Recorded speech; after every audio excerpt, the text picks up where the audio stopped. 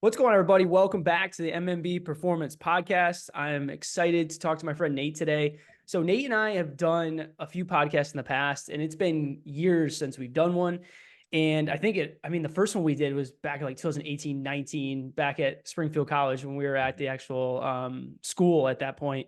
Went back, met there, went through it. And I think it was cool and I wanted to get Nate back on. We were talking a little this week because me and Nate, I feel like, we have different views on some things, but in regard to like, mindset, mental toughness, all about like trying to maximize yourself from physically, mentally, when it comes to nutrition, different workout styles, and just the work ethic Nate has, I respect a ton. And Nate started his own business up in the last year to 2 years at this point. And we'll go over a little bit more of that. Nate's the owner of Oak Performance USA. He's worked with a lot of strength athletes over the world. Now he's really dialed in his niche. I would say the facility they focus on is golf fitness coaching and, more of Gen Pop people too, but really focusing on that golf fitness coaching. So I'm excited to talk to Nate and, I think we'll have a good conversation and I have no doubt you guys will enjoy a bunch of the topics we'll talk about. But Nate, welcome to the podcast, bro. Yeah, thanks for having me. Good to see Absolutely. you. For sure, dude. And like I said, we really just haven't got to talk much in years, so this will be a cool way to catch up. And we were just talking about before we got onto this about a couple different things, but I want to continue the conversation a little bit about when it comes to your business and stuff like that, because I think I just went on my own with my business. It's only been about 2 months for me of going mostly primarily online coaching, nutrition coaching, and now I'm kind of my niche is going more into that OCR community type stuff. For you, how long have you actually owned and been running Oak Performance USA? And also, what got you into the more of the golf specific? Is that more just been a passion of yours? Because I know you've done it in golf most of your life. Yeah. Um, so we opened in March of 23. Okay. And prior to that, I was the fitness director at a country club in Charlotte. So I remember it was like right before COVID happened. I had a call with my brother, and my brother's a golf professional down in Florida. So he like works at a golf course as the assistant pro. And I was just talking to him. And I was like, hey, I bet you there are country clubs that have fitness people because a lot of country clubs have gyms. And I could be that person in like 3 to 5 years. I could be like the director of that facility. That would be a really cool job. I didn't even know that it was a thing. I just assumed that it was a thing. I was like, oh, I'll get a job as a trainer and then I'll work up and, whatever. So I just applied to two assistant fitness director and then a fitness director job. And I was like, I'm not qualified for either of these, but we'll see. One of the places was kind enough to actually hire me as the fitness director. So I immediately took it. And during COVID, it was kind of weird, and most of my income was commission based. So it made it kind of odd to start out knowing no one in a completely different place. Um, but knowing that I was going to a country club, I was like, all right, I need to start to niche down to like doing Gen Pop. People's always, people are always going to want a personal trainer. Um, but I need to niche down to country club sports. And I wanted to do golf. I've played golf my entire life. Um, and golf's a really interesting sport. Like, I don't know if you have experience training baseball players and stuff, but just anything that includes that much rotation and that much technical skill is interesting to coach people for. Like, I love coaching strength athletes. Yeah, It's fun. It's like, hey, let's deadlift 1,000,000 pounds, it's the Um, best. yeah, Right. it is. Yeah, it's fun. And like, I kind of miss the meathead aspect to it, but I was like, Yeah. well, now I'm probably like a meathead golf fitness guy. Yeah. So I tried to mix them. Like my first brand, when I was at Raintree, I had formed my own company to do online training and stuff with, and I called it Gorilla Golf I because I remember was like, that. I yeah. do. And I was Yeah. like, dude, I want to be a gorilla out on the course. Like, who doesn't want to hit bombs?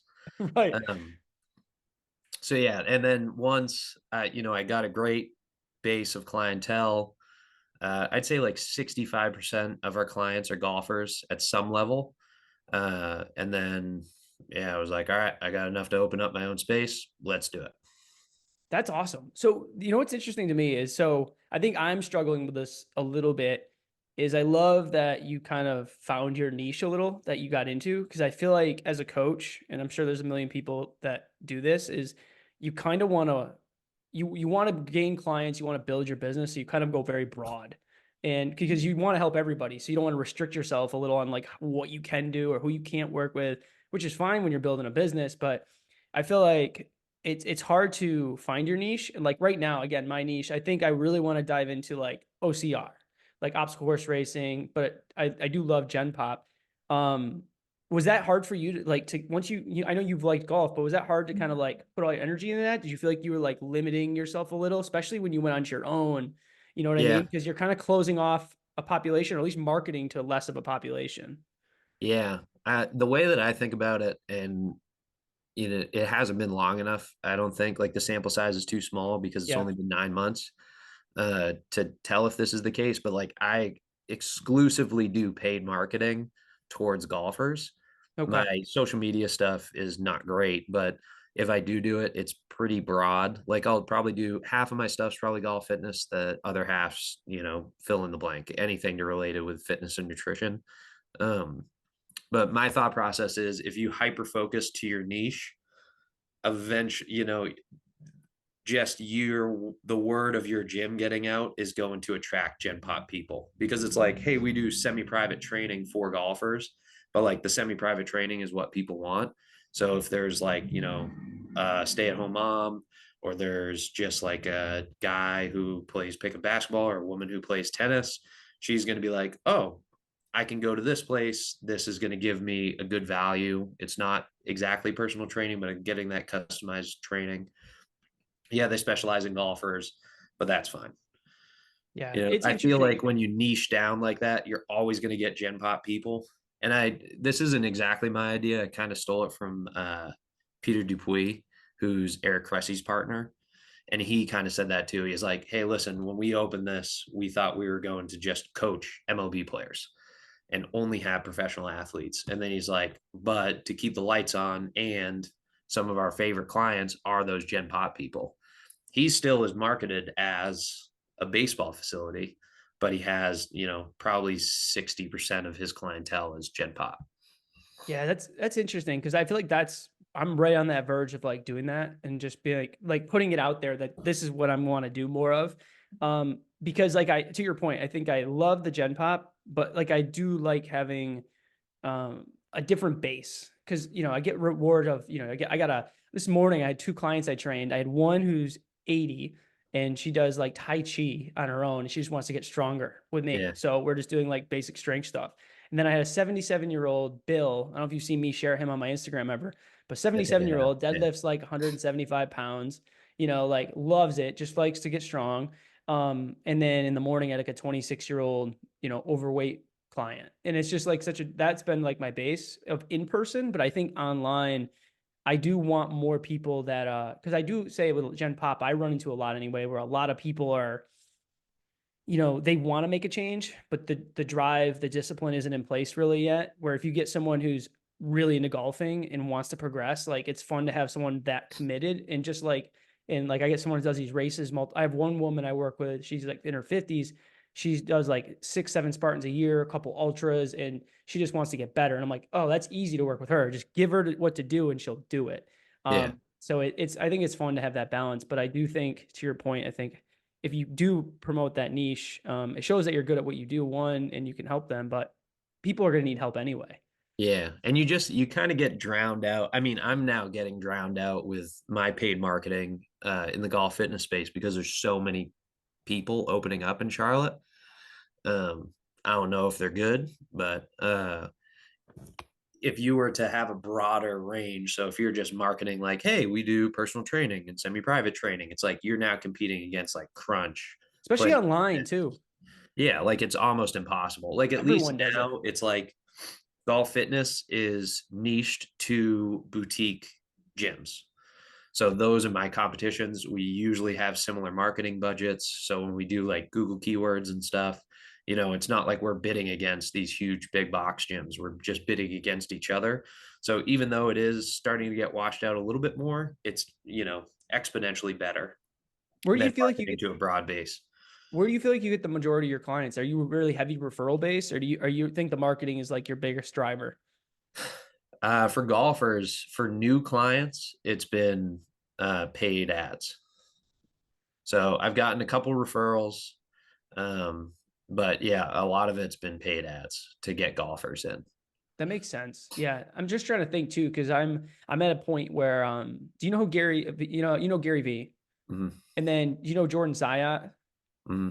Yeah. So I did like a 1 year mentorship program with Jordan Zayat. Like not one-on-one, but like he had a program where you pay like $1,500 up front and then a subscription every month. And then you get 2 access like Zooms a week, every other week, and then a Facebook page and all that stuff. So I did that. And like that was helpful to teach. And you get like 12 modules you go through and that whole kind of base, which a lot of people do, which that was really helpful to me. But most of it's like organic, like how to build your Yeah. organic base. And I think that's the hard part now is like you can do it organically, but if you need money quickly, it's hard to go organic. Like you kind of have to potentially spend a little money depending on it, unless you're just like really being proactive organically. And that's probably the biggest thing for me now. I'm learning after a few months of just being on my own. It's like I can continue like this, but like if I have 1 month where I drop a bunch of people off, it's like it's hard to organically just bump them right back up. Yeah. Well, I think I talked to my buddy who owns a gym, and he's not niche down. Um, he's kind of, yeah, he's all over the place. He used to specialize with like older women, but now he's just kind of everyone. Similar model. Has bigger classes. They're up to 12 people, semi-private training. Um, but he talked about organic marketing being good for getting clients that left back. So he's like doing the organic marketing thing very aggressively for probably the past 12 months.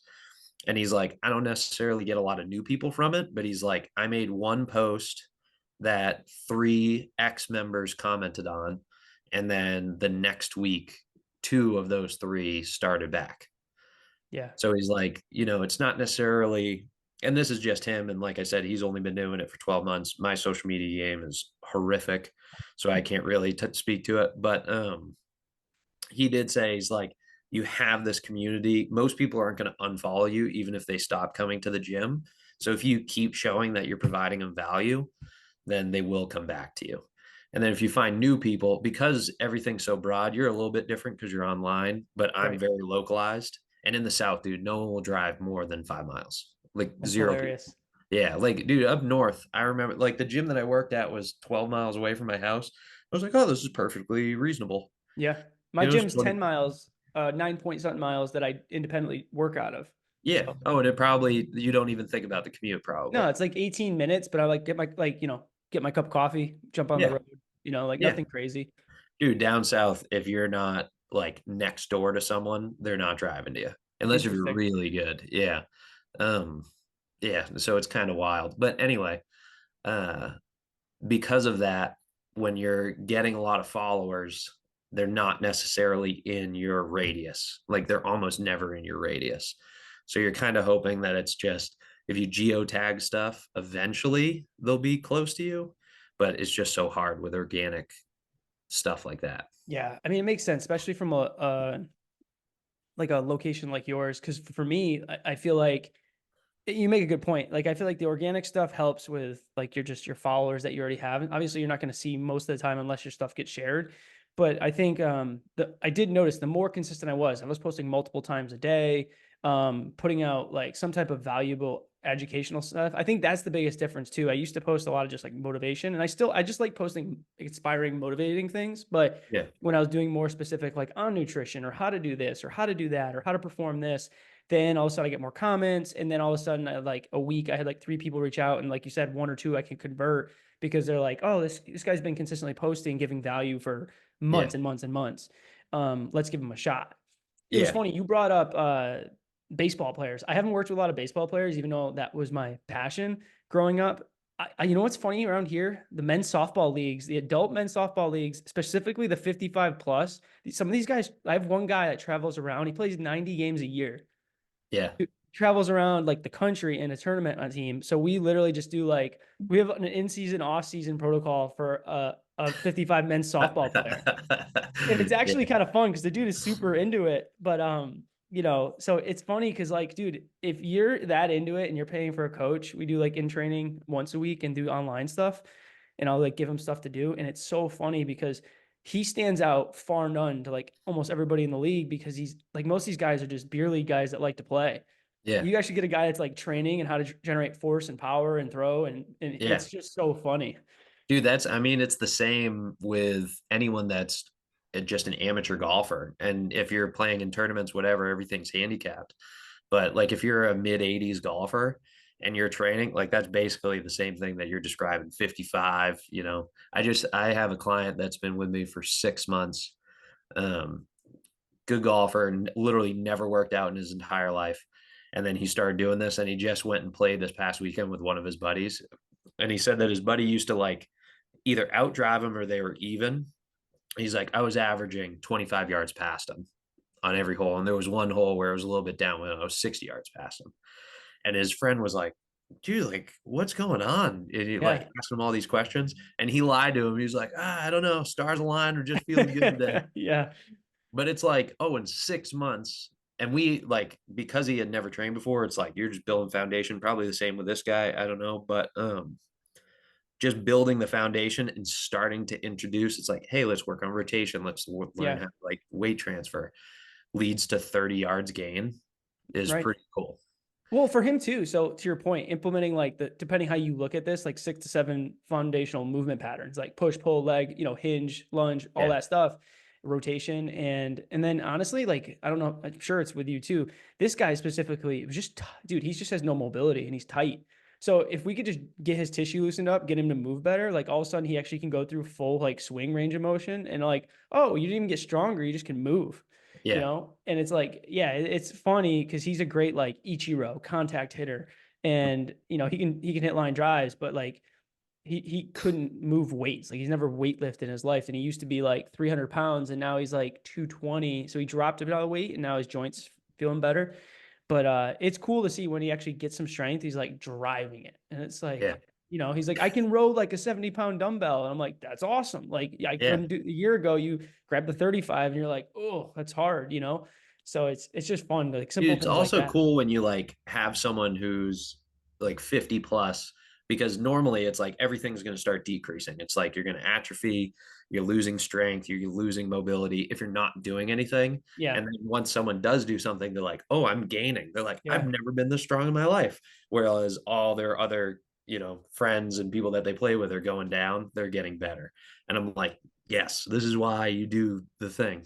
Right. And the This is funny why thing you come is in. he's never worked out in his life. So he did like Weight Watchers, dropped a ton of weight, got like healthier, and then wanted to start strength training. And now he's addicted to it. So it's just funny because to your point, his whole life he was a police officer, but never worked out, never Yeah. ran, did nothing. And now it's just like your point. He's 59 now, I think. He really started doing the weight loss thing when he was 55. Now he's 59. And it's like he's in physically the strongest he's ever been. And it's Yeah, which is crazy. wild. At almost 60 years old, he's Yeah. the strongest at like to me, that's so cool.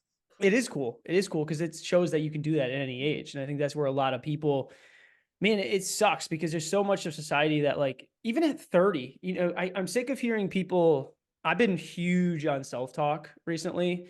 And like my race, I kind of screwed up this and I was really disappointed with some things, but like the impact of like negative and positive self talk, like out loud, like when you specifically say something out loud, how impactful it is and like that psychology behind it. So I can't stand when someone's like 30 and they're like, I'm old, I can't move anymore. Like it's over. It's like, dude, like stop complaining. Like just Yeah. stop. Like I Not get like even joking close. around and stuff, but like when people get into this headspace, like in their 30s and 40s, that their life's over. And I'm like, if your life's over at 30 or 40, you are in trouble. Like you are Yeah. in big What are trouble, you gonna do at 70, dude? You're done. Yeah, you're gonna Yeah. be broken. And it's I like, think I it's think, because you're not naturally like you can't just wake up from drinking the night before and eating a whole pizza and feel great. It's like, yeah, you're older and your body's changing, but like you can be better than you were then. You just have to try.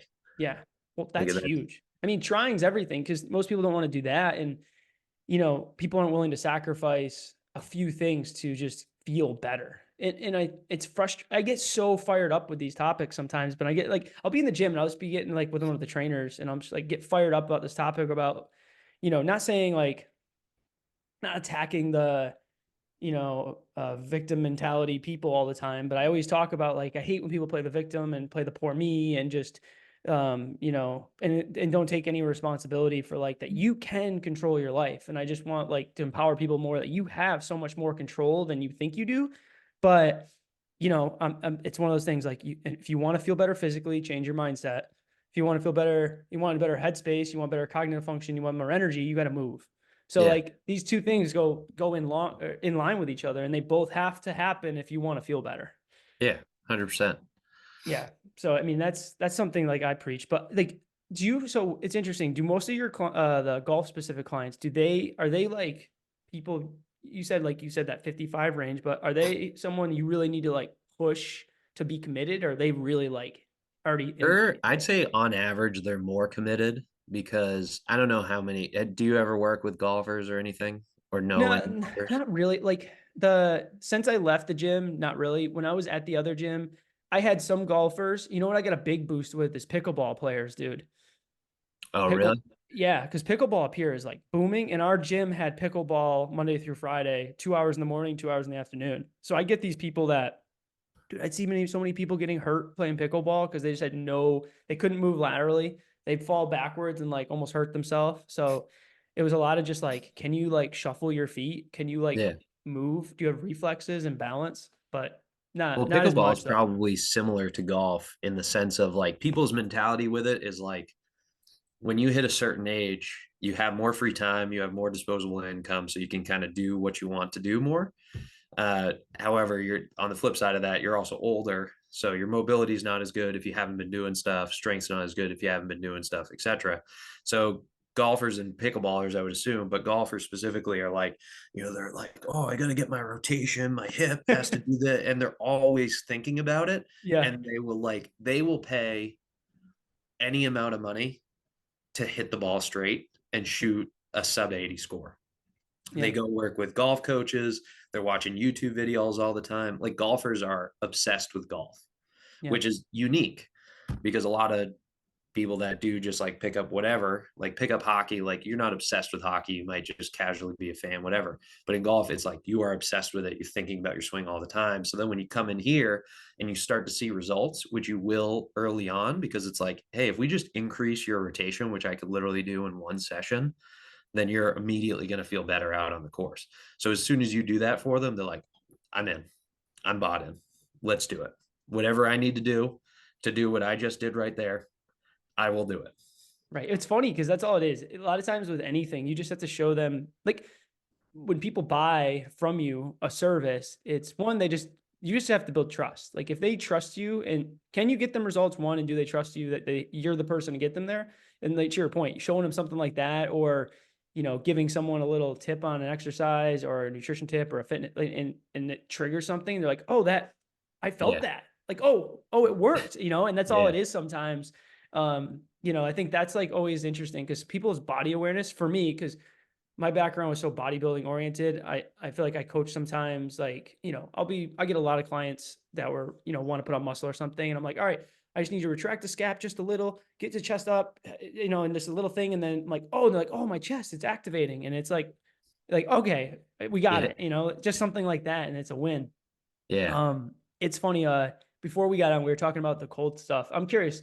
You were saying how you haven't done it as regularly as you did, and you love the ocean more than the actual cold tub. How much? So it's funny because there's so many different views on this. I think there's value in the cold plunge. I think for me, it's the mental side more than the physical.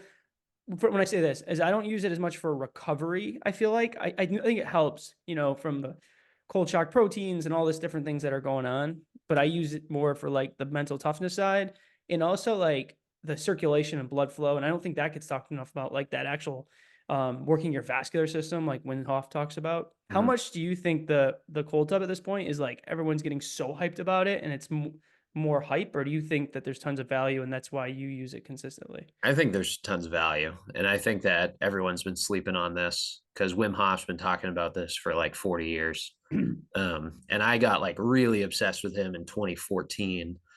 And that's when like I took over Team Iron Sport and I had everyone during the wintertime. I was like, go outside in just your underwear. Like, And let's we go. have like, yeah.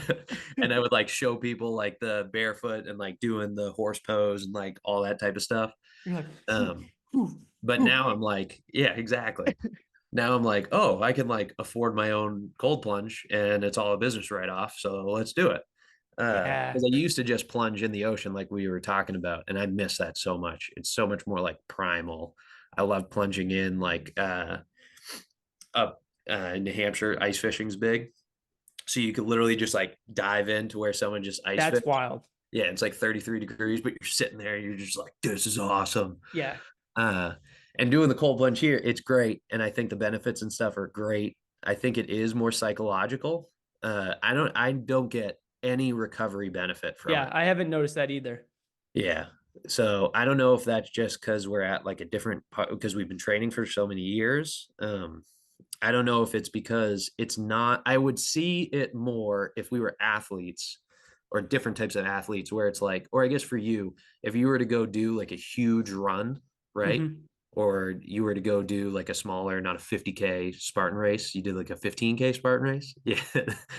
uh, Getting in the cold plunge after that, I could see that being a benefit of recovery. And a ton of Yeah, athletes do that, especially contrast therapy. I'll do contrast therapy on like off days. I don't know if does much in terms of recovery. It just makes me feel good. I yeah. think doing the ice bath on a consistent basis, other than the like fat cell benefit, is mostly psychological. And I think that it's worth the 3 minutes of pain. I agree. So it's interesting. So I do believe, and this is from my thought on it, like I don't do it within a period of time after my workout if it's a hypertrophy based workout. Cause I do think reducing the inflammation rapidly, when you're trying to repair, I don't think I mean, from the data that I've seen, doesn't really help your hypertrophy effect, but it'll help Yeah. reduce the trauma faster and the recovery faster, but you might lose that hypertrophy benefit a little bit. Yeah, Um, that's what all the research currently shows is like you definitely shouldn't do it after a hypertrophy workout. Um, but other stuff is kind of like up for debate. Like I haven't seen anything for like long duration aerobic work yeah. and the effect or the negating of effects that that might have. Yeah, I didn't see anything like that because I don't think that affects as much as that inflammation response, which is like Yeah. the key thing. So like I'll make sure it's just at least like 3 or 4 hours after my workout if I'm doing it. But what I will say, I said I didn't see a recovery factor when it comes to like muscle recovery, but from like joint, I feel like it does help flush out the like circulate the joint flow a little bit better, like really reduce like getting cold and like the contrast, like you said, like getting blood out of there and then like forcing it in with like a sauna. I don't have a sauna and I'm jealous that you have a sauna because I love saunas. There's actually a club down the road that's opening up this year. It's like a Lifetime. It has like the cold tub, the sauna, the steam room, Oh like yeah, yeah, $150 a month. But I don't even care. Like I'm gonna buy it specifically because I want the cold tub, the sauna a year round. yeah. And I'll do a few workouts here and there, but to me, like that 5, 6 days a week, I can do the sauna because the sauna has crazy benefits. Like that's Hmm. just factual, like longevity, immune function, like, and I think that's the other thing too with the cold and the heat, and that's probably what people are sleeping on the most. The sauna gets really hot and it's uncomfortable. The cold plunge gets really cold and it's uncomfortable, but that's massively affecting your body's ability to handle temperature and like boost immune system health. Hmm. And I feel like I've been, and then I got like a really sick watch my wife bought me. And I think what I was underrated um, is the quality of sleep I was getting for a long time. I was just like, oh, I'm going to sleep 7 hours, sleep 8 hours, whatever. But I was never sleeping frequently well so me diving into sleep, that's had by far the best recovery thing of anything I've done. And it's so underrated, but sleep quality, how to sleep better, supplementation to sleep better, like magnesiums and all that kind of stuff, and teas and whatever you want to do. But sleep, I would say, is by far my number one. Like when I talk to clients now, it used to be like nutrition, recovery, foam rolling, blah, blah, blah, blah. And now it's like, all right, I need you to sleep. I need you to Yeah, recover. I'd rather you like this whole like get up for 4 o'clock in the morning and get 5 hours sleep to grind. Like I'm like, I'd rather you sleep for two more, get 7 hours, and then like fit a 30-minute workout in instead of like feeling like shit. You yeah. know? That's been my thought now with sleep. I don't know how big you talk I about it, but Yeah, I completely agree. And sleep's something that I talk about with clients and stuff. Sleep is also what affects me. I'm with you. It's like if I get a good night's sleep, then I'm recovered. Even yeah. if I had a hard workout, it's like I still might be sore, but like I feel good. Unfortunately, I don't get good nights of sleep often. But that's just the fact of me and my job. Uh, but yeah, that is what I talk to. I'm like, hey, listen, if you work like a normal schedule and don't work 14 hours a day, you should probably sleep like at least 7 to 8 hours Yeah. and do it, and then XYZ things to do before you wake up and after, or before you go to sleep and after you wake up. Like, don't watch TV, don't eat like within 2 hours at minimum, that type of stuff. Like, I'm sure you're probably more well versed than I am, but that's stuff that I talk to clients about. I'm like, they're like, oh, I'm feeling really sore and I don't feel that great after we work out. I'm like, well, what was your sleep like? When did you eat dinner? And they're like, well, I go to bed at like 11, wake up at 6, and I usually eat dinner like 9:30.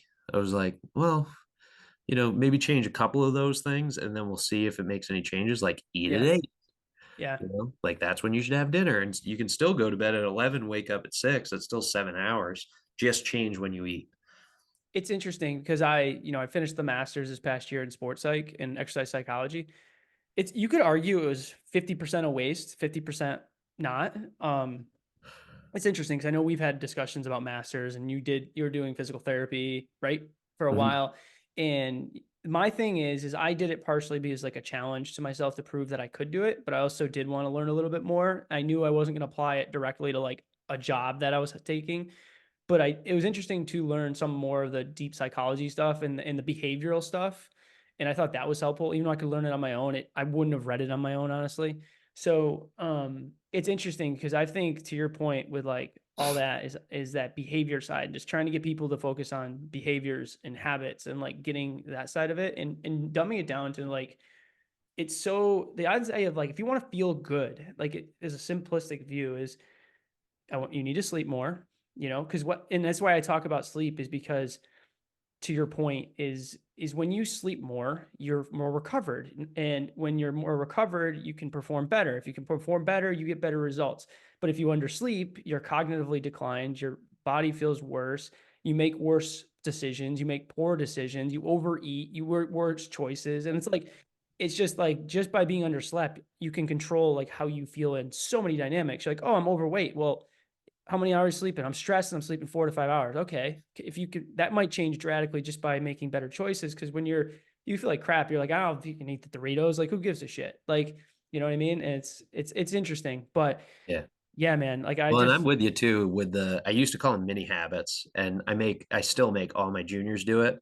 And now I'm making all my adults do it too. But I switched the name. I stole it from this company called 18 Strong, and they're called okay. EFDs. It stands for every fucking day. I You love have it. to do these couple of tasks. So, like my EFD for a while was like, I have to do at least 10 pull-ups a day because I was like, I want to get better at pull-ups. They're already in my program. I'm already decent, but it's like, hey, that's something under 60 seconds that I can do every single day. My other EFD used to be like, I had to put one dish in the dishwasher or take it out because my wife can attest, like I'm horrible at that. Uh, so that was like my challenge for a while. But giving that to people, it's like, hey, maybe your EFD is like eat before 8 a.m. Maybe it's, hey, take this nighttime supplement. Maybe it's whatever, Yeah. you know?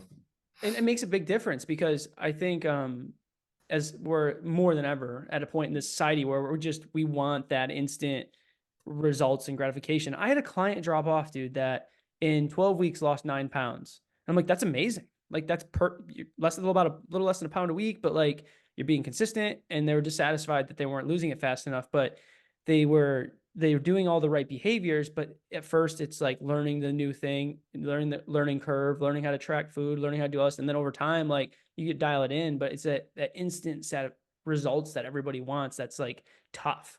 Yeah. And to your point, like changing behavior, for me, I've been approaching more people with some physical behavioral change, but a lot of like mental behavioral change. It's Mhm. like I want like it could be reading, 5 pages in a book. It could be, hey, I want you to listen to some type of self-development or some type of positive thing, or I want you to do something physical, but something to change your physiology, mental, physical side. I did like a year ago, and you can speak to if this is stupid or not, but my screen time, I hated getting those alerts on Sunday afternoons. It was like, hey, you were on your phone for 4 hours on average each day. And I got one of those one time, and then I looked at the breakdown of it. Oh yeah, Yeah. Leash shaking his head. I looked at the breakdown of it, and I was on Instagram for an hour a day. I was like, Bro, oh you don't even want to know mine. And this came into my new year, so I have a board on the wall behind, not this okay. behind me, but that behind me. And screen time minimum. So I wrote what I write here. Hold on. It was basically bringing my screen time down, and I think this is the issue is where is it here? Oh, so here we go. I wrote create more, consume less. Okay. So I need to create more content. I need to give more value, and I got to get the fuck off social media because you think yours is bad. So I am, because now my business, once my business went online and I felt like I had to be doing, I was like, I have to have social media open. I have to like do something. And I'm just scrolling, but I'm like, well, no, I'm listening to stuff or I'm like learning something or like I got YouTube open or I got like podcasts and my screen time was like 10 hours. Dude, it was like, Damn, boy. yo, I'm not kidding. Like, and so part of the screen time wasn't just scrolling social, but like the breakdown of it was insane. And to your point exactly, like it was like screen time, see all activity. Like today, it was like, oh, you had an hour and 16 minutes of YouTube, you had 57 of Instagram and 27 of messages. And it's like part of it is business, but part of it is like Nick Bear. Do you know Nick Bear? Mm, Love Nick Bear. Like he's my dude. I stole one of his mantras for this year because I just connected with it so much. And it was no bad days. And that was like a big thing for me. Like mm, having a business, shit's going to hit the fan all the time. You're going to lose clients. Things are not going to go well, but like focusing on what you can control, focus on no day's a bad day. Like just find some kind of win that day and move forward and just do your mm. best. But yeah, dude, the screen time, consume more or consume less, create more. That's like my big thing. I have a Well, book. here is how I got out of it. Yeah. So I did two things. I took Instagram and Facebook off of my home screen. So it's only on the last page where all your apps are, or you have to search for it. And because of that, it's like I have 3 pages on my home screen. So I have to scroll, and that takes around a second. And in that second of me doing that, I'm like, what the fuck am I doing? And I had to do 20 push ups every time I thought about going on Instagram. Is your chest pretty jacked now? Well, this was like a year. No, I know. Yeah, this was like it. Oh, maybe even more than that, like a year and a half ago. Yeah, I did get really good at push-ups, Yeah. but it took like a week, and which is a super short period of time for me being like, I don't want to do push-ups right now. And it's like that Yeah, was the thought that came into my head. I was like, Instagram bad. Like it just associated that in my mind, and I was like, wow, I got out of that habit probably in like 10 days just that's because of awesome. doing that. That's Yeah, huge because I'm in the middle of that process. Um, and at the end of the day, like, I'm like, I think that trigger of like you're an online business, you got to be proactive, and then even on some of the coaching stuff, people I got advice from, whether it was the Jordan stuff or even other people, was like, well, spend an hour a day messaging people, just asking how people are doing, just like, answering questions people have for free, giving value. And like, then even when I wasn't doing that, I found myself like, I should be doing something. So at least I'm on here, and it's yeah. like, I'm wasting my time. You should get a CRM. We can talk about it more like What's over that? text or whatever. Customer relations manager. Yeah, yeah, I'd be down. We'll definitely have to Yeah, talk about that because I'm in that headspace now where I want to take it to the next level, but I'm in a weird spot where what does that next level look like? And yeah. I don't need a lot. I'm breaking even-ish right now, or like maybe a few dollars extra, but a few in-person clients or a few online is like it'll put me in a good spot. So it'll be Yeah. interesting in that aspect. But if you have one of those, you don't even have to go to those apps to post your content on it.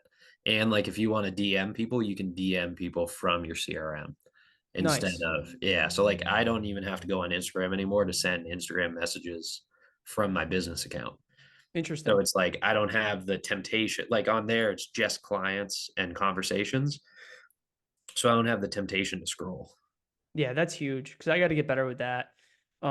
Yeah. So I mean, I got like I don't know. Are you a goal bird? Like I have a like huge dry erase board. I wrote like a bunch of goal stuff on. Is that you at all, or you just kind of keep them in your head?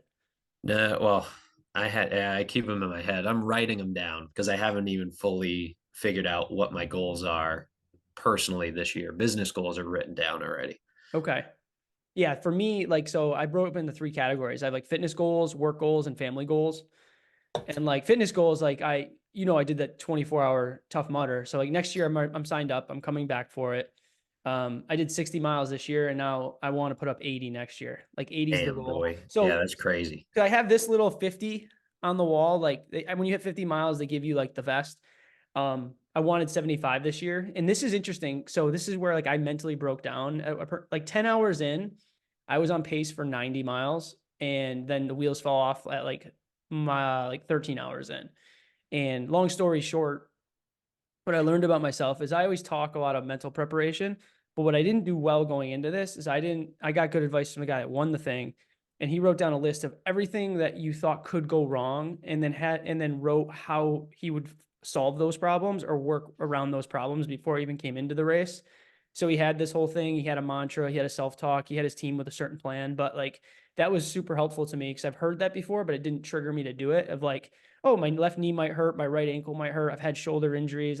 Fatigue, hunger. Like, how do you handle those adversities and have a game plan? So when you're on the course, there, whether it's handling it that way or having certain mantras in place or like self-talk in place. And then the other thing I realized, and I talking this out loud to one of these guys, is it didn't correlate to me that I started saying these negative things out loud. And once that started to happen, like I'm tired, I don't know if I can do this, blah, blah, blah, blah, blah. That's when performance declined significantly. And it was Mm-hmm. interesting. There was that correlation. So yeah, but I have all these goals with that this year and I'm excited to see what we're capable of knowing what we learn now. Yeah. Well, and you've probably heard the mantra before. It's you don't rise to the level of your expectations, you fall to the level of your preparation.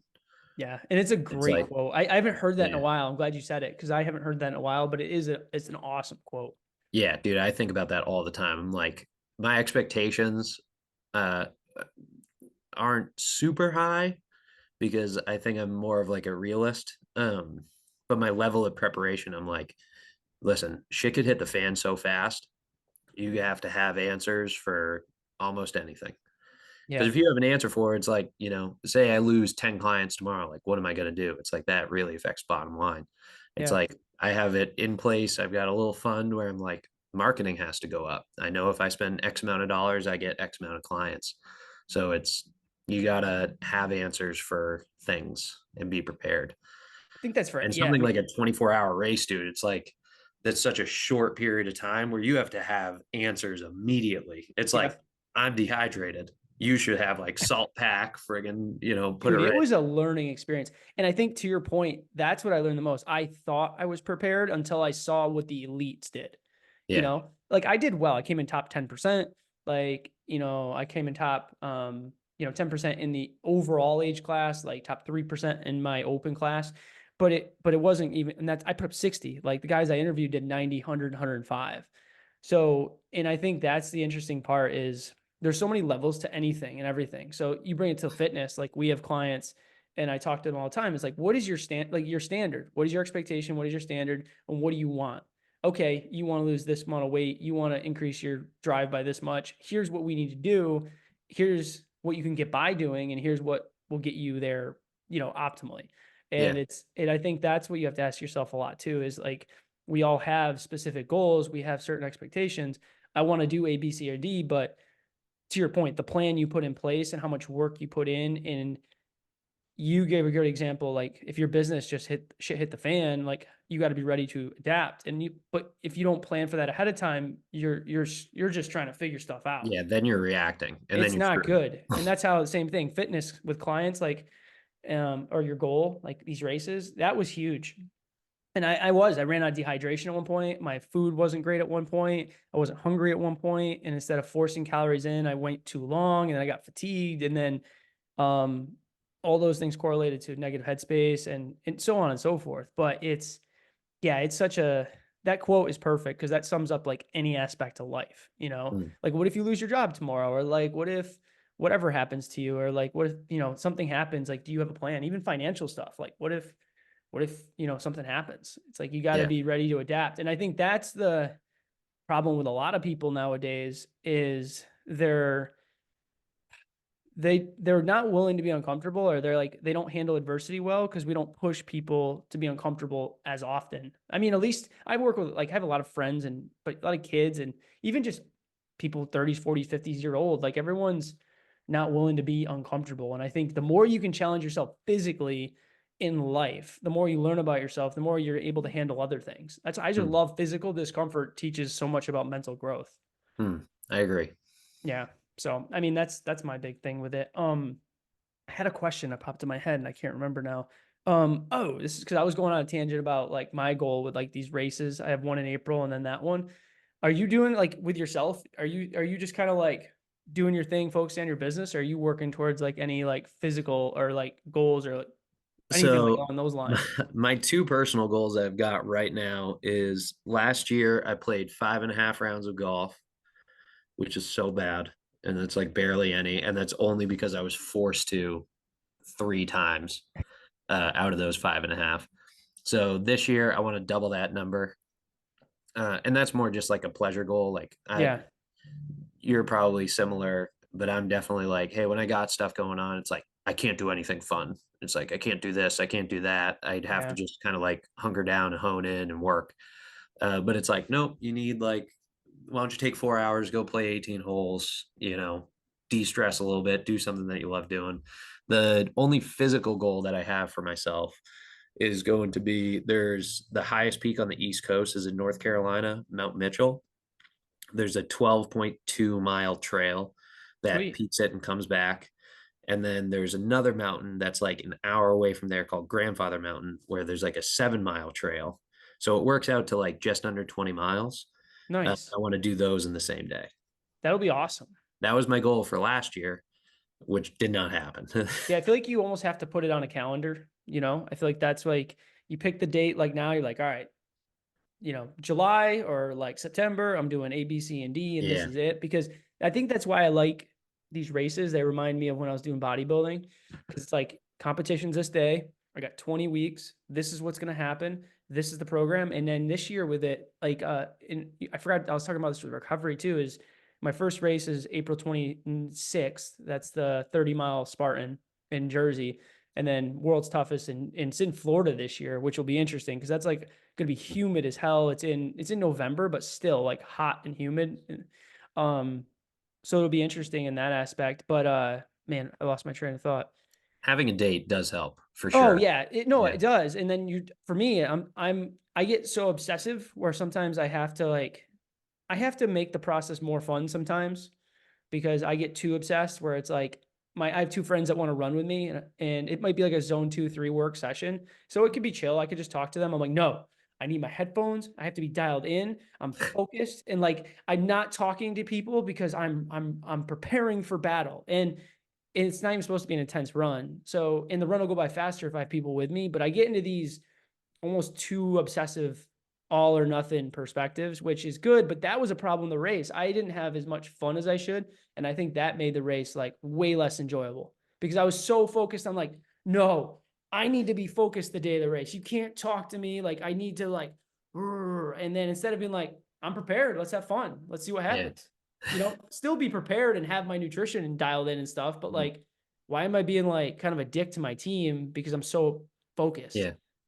So So that is I haven't figured out how to phrase it yet, but that's another goal of mine this year, personally and professionally, is to just have more fun. So, like, I actually made a post about it because in here, we've been doing like, I have, because it's cold and I keep my gym at 58 degrees. Uh, I'm like, hey, you have to hit the bike, warm up, and then we can do our stretches, blah, blah, blah. Now I'm like, hey, do your stretches and we're going to play wall ball in the yeah, gym. And it's like, it's super fun.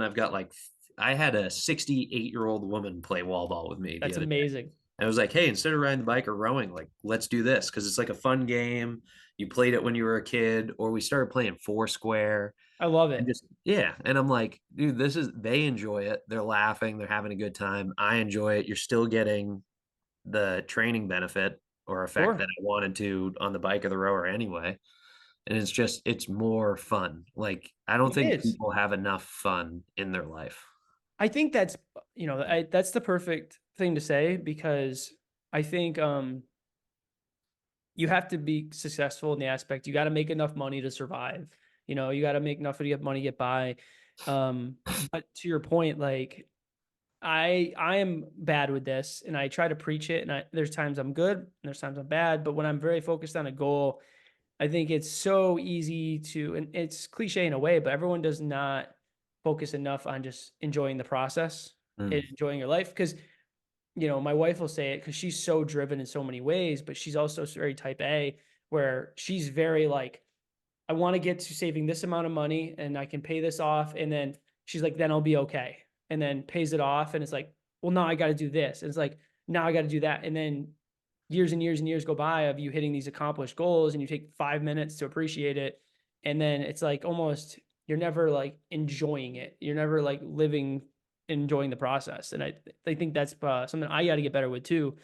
But I think the analogy for that, and I totally find this to be the case, for most vacations, thinking about the vacation is better than the actual vacation. yeah, the build up of So Christmas is better than Christmas Day a lot of the Christmas. time. Yeah, exactly. So it's like if you can, I don't know, enjoy the process, like reaching a goal never feels like good.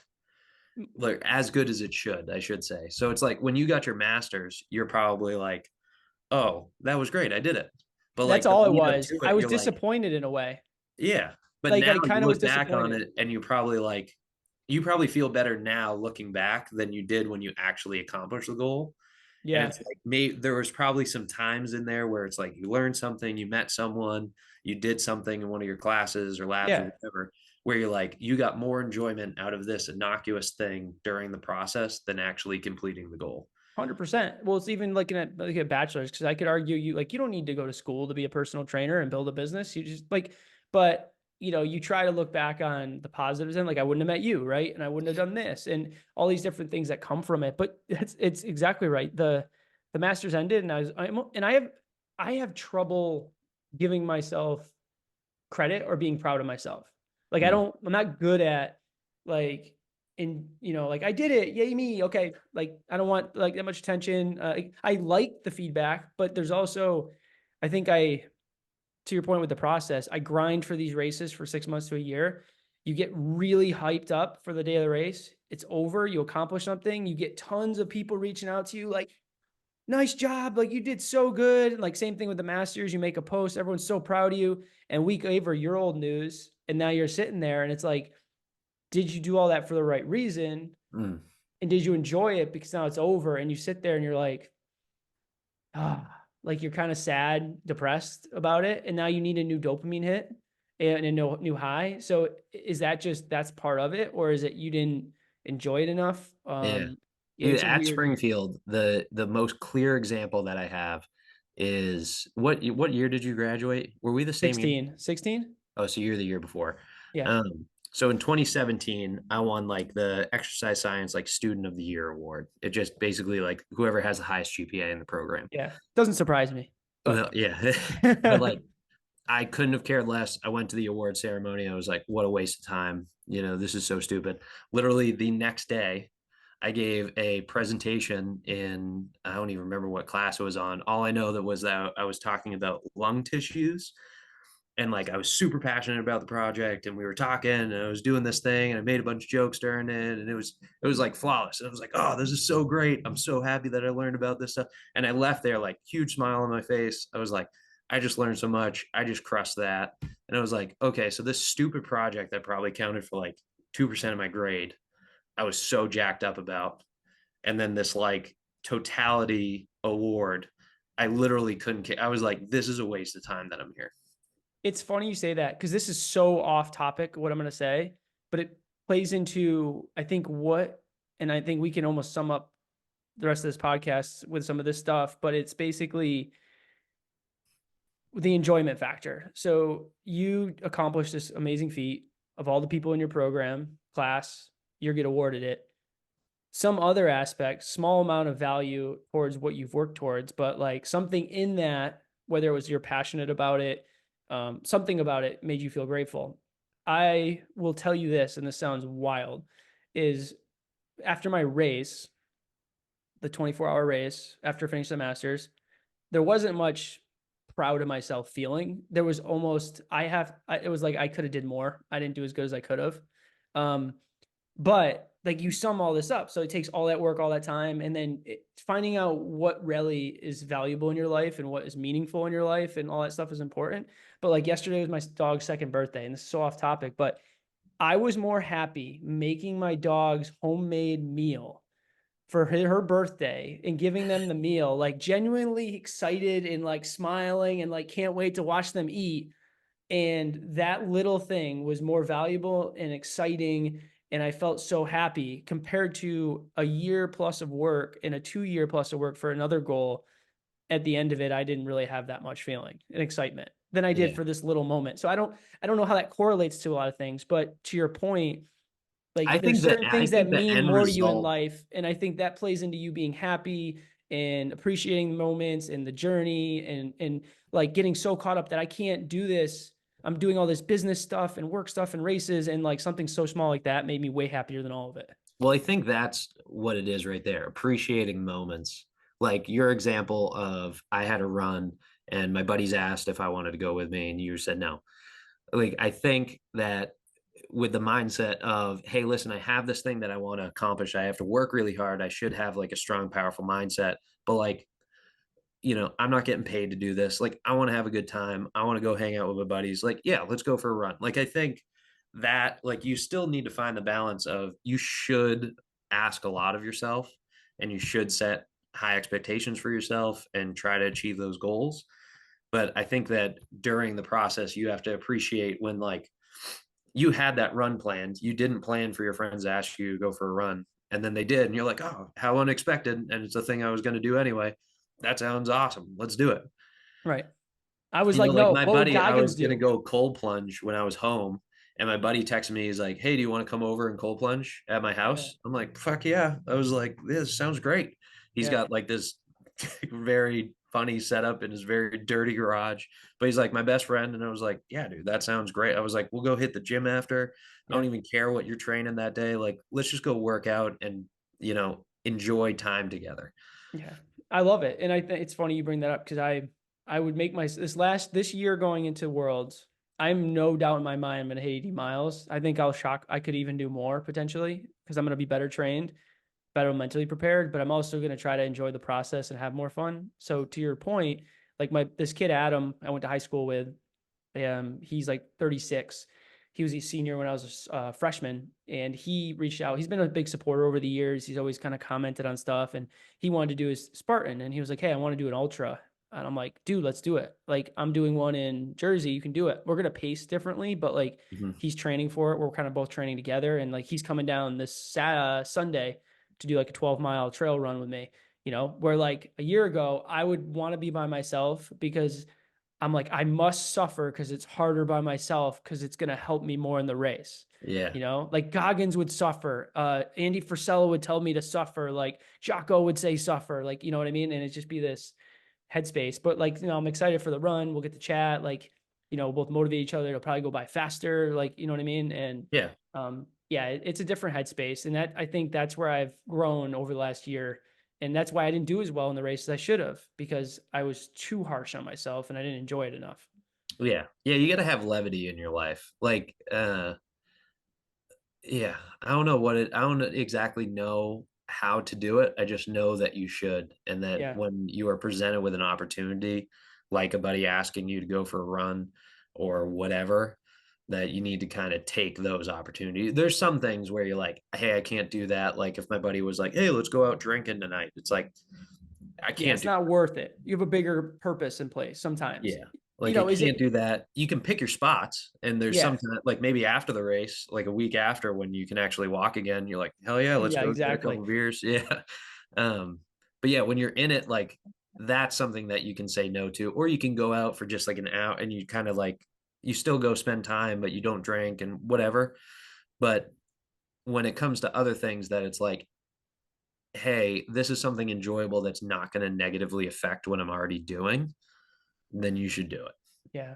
And it's like being present, like enjoying the process, being present, living in the moment, not trying to play. I think planning is important, but it's okay to be a little sporadic here and there and like Yeah. just enjoy it. Cause I think to your point, when you have such a regimented thing going on, something throws you off like that, it's easy to just kind of go off the rails. And Yeah, and like I said, I have those goals in place, like family goals. I need to spend more time, doing things with my wife. Like, she supported me going to Texas for these races and doing all this, but like we don't do anything like once a week. Like, let's do something small. It doesn't have to be like going out and spending $200 on a dinner, but let's go for a ride with the dogs, go for a walk. Like once a month, let's do something new together. Let's go mini golfing. Let's go bowling. Let's go this. It could be go skydiving. I don't know, but something once a month to like do all those things. And I think Yeah. those are part of my big goals this year too, is something weekly that's fun, something once a month that's like a new thing.